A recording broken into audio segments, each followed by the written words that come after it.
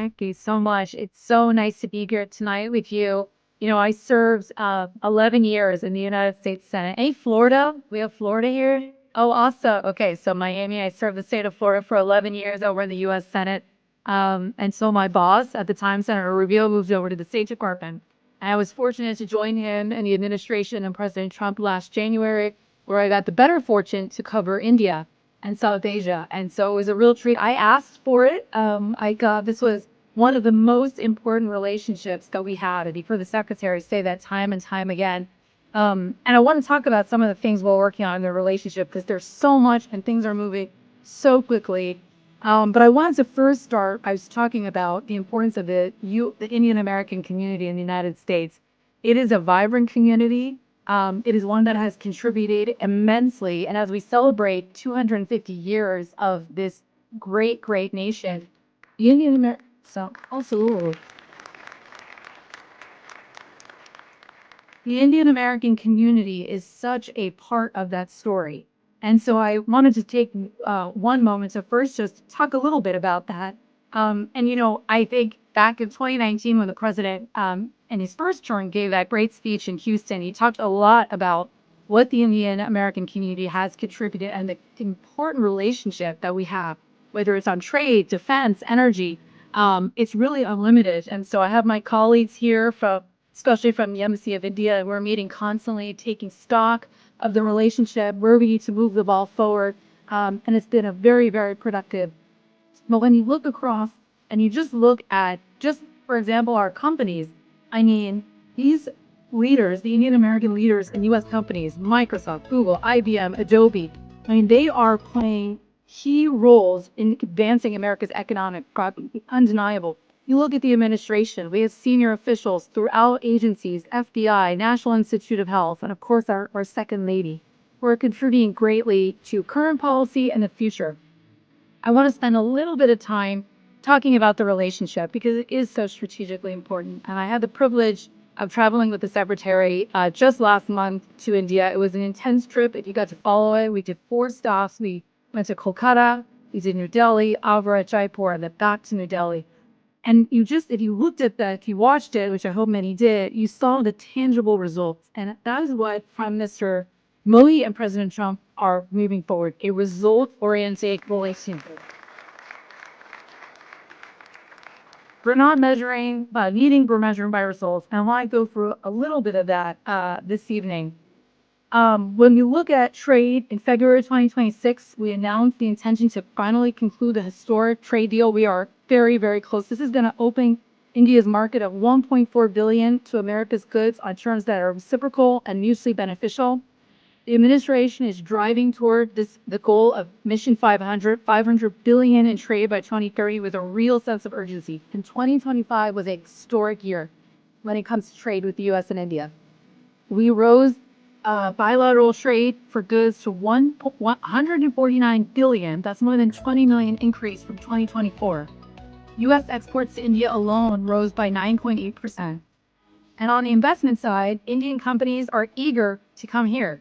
We had Select USA, where we saw $20 billion of new U.S. investment in the United States from India, $1.1 billion in immediate investment. That was actually the largest announcement in Select USA's history. Actually, we got in a little bit of trouble because we outshined and we had the 12 Indian companies on the center stage, and they told us, you're not really allowed to do that. But we were so proud of what we have been able to accomplish, especially under the leadership of our very, very great and eager ambassador who is driving this relationship. I don't know if you've been following him on Twitter, but he's probably visited more states than maybe some Indians. And he's so proud to show that off. You see, we have visitors going. We have the USTR. Ambassador Beer is there right now. We have a secretary there. We had a commerce secretary there. We had the secretary of the Army there. This is just in the last 5 months. And you're going to see those visits just increasing. On technology, we launched the Trust Initiative last year with President Trump and Prime Minister Modi. And under this, we are focusing on AI, semiconductors, critical minerals, and technologies that will define the future. The U.S.-India relationship is the future, and that's why we're so focused on the key technologies that are going to take us there. As it was said, we are so proud that India was one of the early signers to Pax Silica. We've got meetings this week with the Minister of IT, who's flying in Bini now. We'll be here tomorrow, and we'll have meetings over at the State Department to advance some key and concrete projects. On energy, critically important for India, the U.S. energy trade relationship is expanding rapidly. We are exchanging goods and American oil, gas, and coal, and both sides are exploring expanding civil nuclear cooperation under the newly passed Shanti Act. U.S.-India hydrocarbon trade has expanded significantly since 2025, reaching $14.4 billion to date, and our defense relationship is moving at rapid speed. This is a key pillar of the relationship when it comes to advancing India's national defense and security and our own. Last October, we signed a 10-year defense framework. This is a generational commitment to co-development, co-producing, and building an industrial base that serves both the United States and India. Both our security cooperation goes beyond the traditional military domain. And then I want to circle up to the point I hit earlier, and the most important point, and that's the people-to-people ties. Because behind every trade figure, every defense agreement, and every technology partnership is something more fundamental, and that's the people. That's us in this room. The U.S.-India relationship is sustained by one of the most remarkable people-to-people connections in the world. Mission India, which we talk about often, is one of our largest missions around the world, the first second largest around the world. And that's not a coincidence. More than 300 participants travel to the United States each year, and our alumni network spans 48,000 Indians. This includes Prime Minister Modi himself, 3 current cabinet ministers, and 150 civil servants. These are the men and women shaping India's future, and they get to know America firsthand. That's a win for us. The Fulbright program in India celebrated 75 years last year, having awarded 21,000 fellowships and grants to Indians and Americans since its founding. And today, more than 330,000 Indians are enrolled across U.S. institutions. This contributes more than $14 billion to the U.S. economy.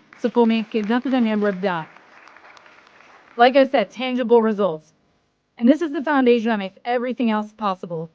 Trade deals can be signed, defense frameworks can be negotiated, but it's these human connections that make all of this possible.